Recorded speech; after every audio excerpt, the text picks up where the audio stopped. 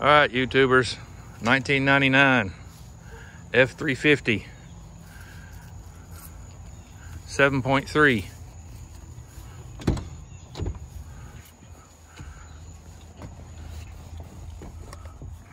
Got 71,000 miles. We're going to talk about the best thing. Thanks to another YouTuber. He had told me about this and heard of some of his complaints, but got it off eBay.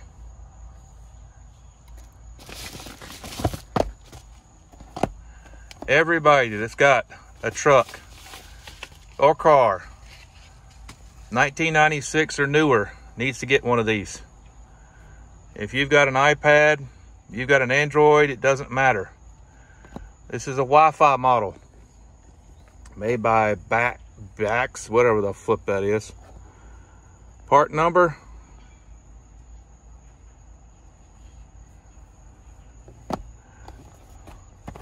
we're gonna go through it.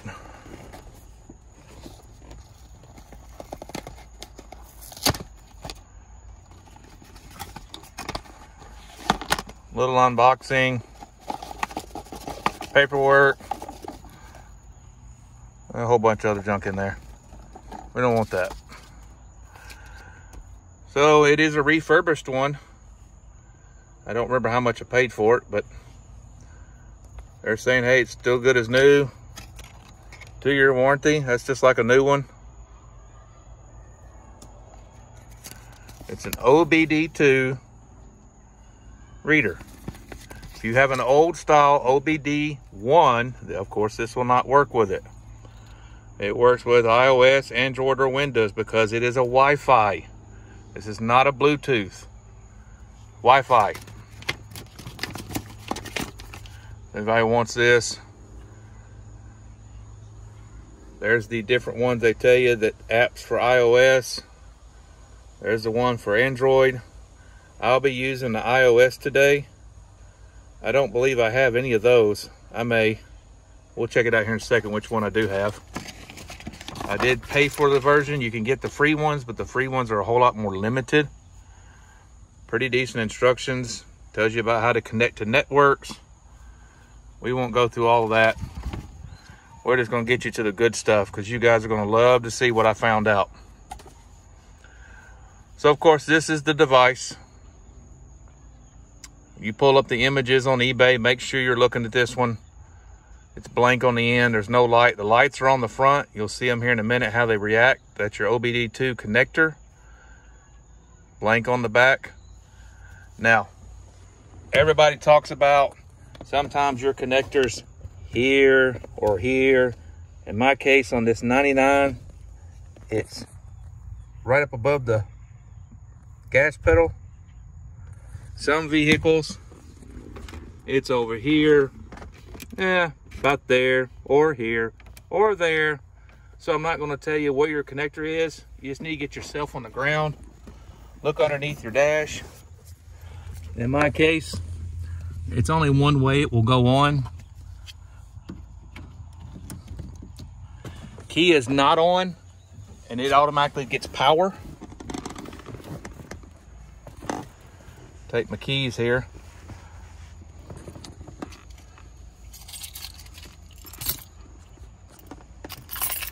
And in the future, I'll have my son doing the videoing. Now we're gonna go over to the tablet.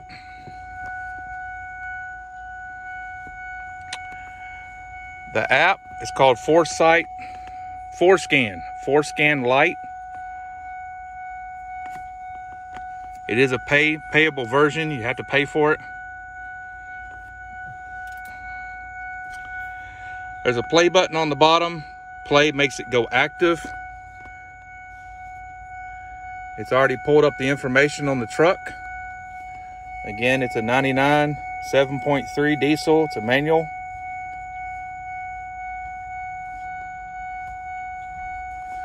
So I'm going to turn the key on to the on position. This is called key on, engine off. Thank God all that noise stops for us. So when you come in here, again, it might be a little slow for you to pull this up.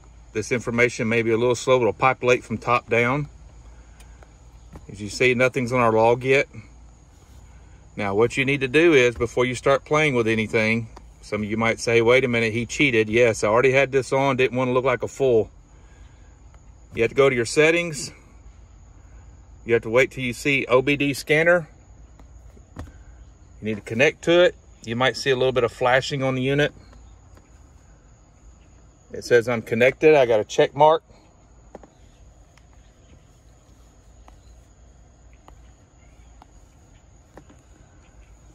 Come down here in the bottom. You see the green. You hit the green. You'll see the light. You see the line starting to progress. Start looking down at the controller. Now it's starting to flash a lot. Now it's starting to populate the information. As I said, top to bottom. You can see the lights down there.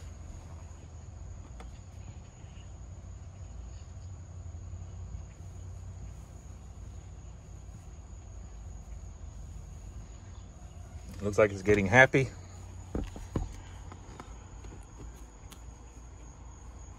The lights are still flashing a lot down there.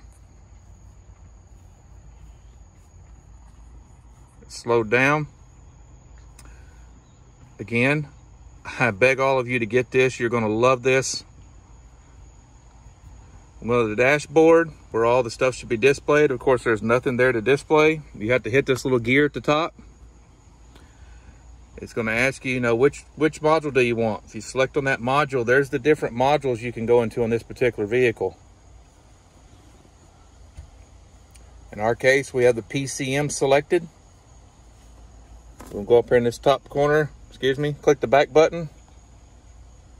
It's hard to look through the phone and also look around it. Go up and hit this check mark.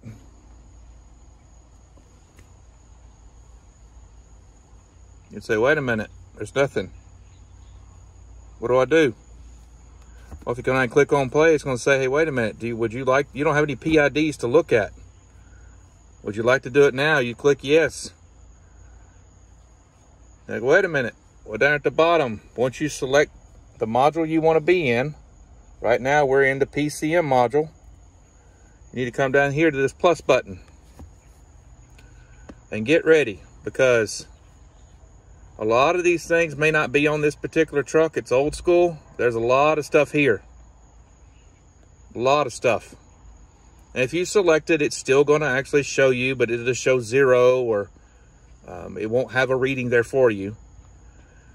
I will go ahead and tell everybody I'm actually got this because I've been having some really rough idles and truck cutting off, and there's a lot of great videos out here, but I'm actually going to clean it up a little bit and help guys really understand how you can truly troubleshoot, because some of the troubleshooting out there on some sensors, I don't have that problem. I have something else, and this is the tool that helped me figure it out.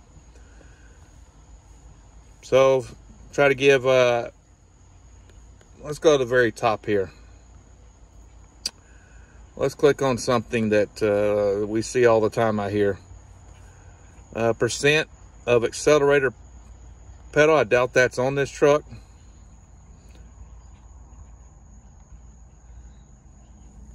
Cam sensor position.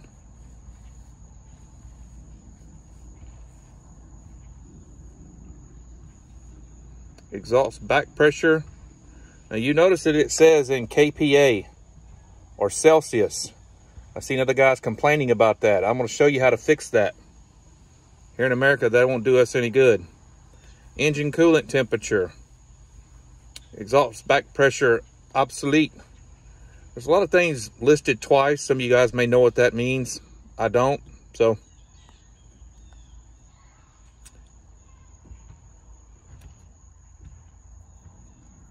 engine load, engine oil temp. I had a technician the other day said he's been working on these trucks for 20 years. He never knew that engine oil temperature sensor was on this truck. I found it pretty quick. It's on the back of the H-pop or high pressure oil pump. I replaced it. I'm still getting a warning that there's a high engine oil temperature, even though it's in a perfect temperature range. So maybe a glitch with this ECM. exhaust back pressure percent, fuel level. Oh, yeah, if you click on an item, instead of just checking the check mark over here, if you click on an item, it gives you a description. It's pretty nice. I haven't read any of them to see if they're any count, but go plug current left and right bank.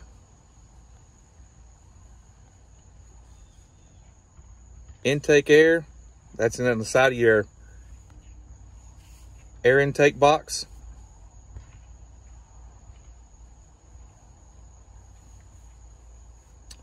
Injector control pressure. That is the reason why I got this system. I'm gonna go ahead, click the check mark up in the top. Click the check mark again. And there's all those items. Here's what's really cool. You can make them small, you can make them really big, and then you got to scroll through them.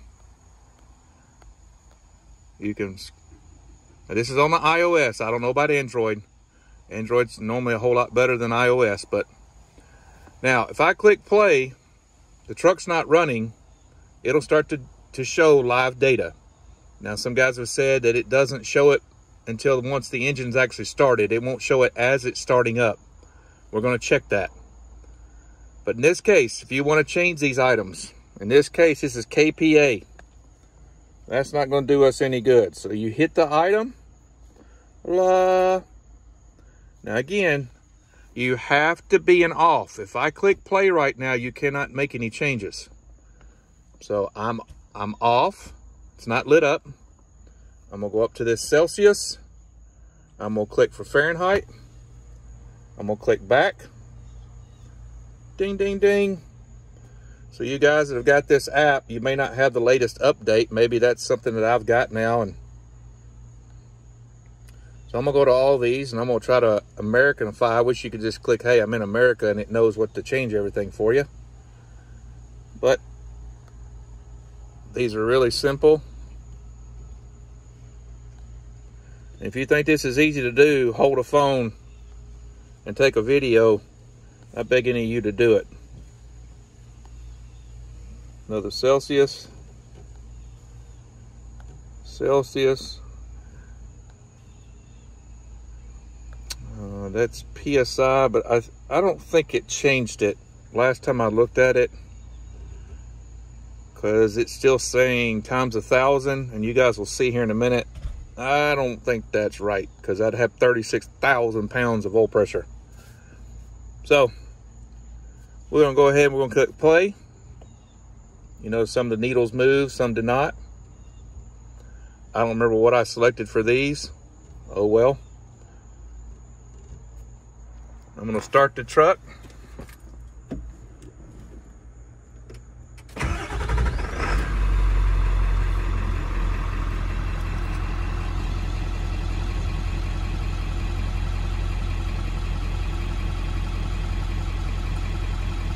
So hopefully everybody learned a little bit about this. We'll go up and show you we'll turn the truck back off. I turned the key all the way off. It says, please make sure that ignition key is turned on. So if I turn it back on, don't start. I click close. It's still connected down here. You got a green car and a green plug. So it's connected to the OBDII, and it's also connected to the vehicle. You can go up to log and everything that you've done, yes or no. So we've got some ignition key off. We've got some exclamations here where it was trying to check before we turned the key off. We have a whole bunch of errors here. I've heard some guys, a lot of these are common. We'll go more into that on another one. What's cool is I can go up here and say, want to get rid of those. There's your dashboard. There's a table. When you click on start here, you can get it in this form, where you can scroll up and down and just get your quick readings without having to look at an analog gauge. There's graphs. So if you're one of those kind of techie guys in engineering, test. Oh, this is awesome. Somebody'd say, well, what's so awesome about it? If I click on test, key off, engine on. Key off, engine on. Injector self-test. Yes. That $20-something Wi-Fi OBD box and that, say, $10 app, I can now do my own injector self-test. Anybody want to see what it sounds like? I'm going to go down here to play. No, I'm not.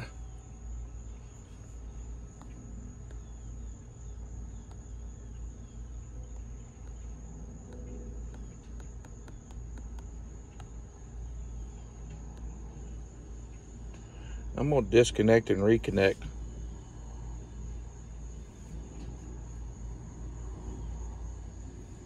Made myself look like a fool.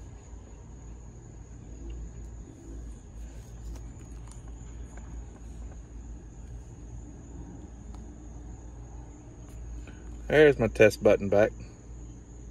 Don't know why that happened. So what's going to happen is we should hear all 8 injectors fire at once, and then you'll hear it cycle through one at a time. You'll hear the pulse and the quietness in between them. What's cool is about this, you can take this outside. Have your hood up. So we click play. It's going to give you a few warnings. Make sure you're in parking brake, manual transmission, make sure it's off. Cooling fan may operate. Make sure you're in neutral. Put your parking brake on. I know all that stuff is. There's all 8. 1, 2, 3, 4, 5, 6, 7, 8. Now it's going to say it failed. Don't know why it does that. We all just heard it pass perfectly. All of my wires ohm out perfectly. The IDM is perfect. I've checked every single thing on this thing. I do have a problem with the ICP sensor, but I know that wouldn't affect this. So I'm not sure why it's saying failed. If anybody does know, let me know. It could be an app problem. Hope you guys learned something here. If you're wanting to know any other tests that it may be able to perform, let me know. I'll start going through it. There's a lot of different tests in here. Crash sensor. Maybe we can put a dummy in the seat and test the crashing. Thanks everybody for watching.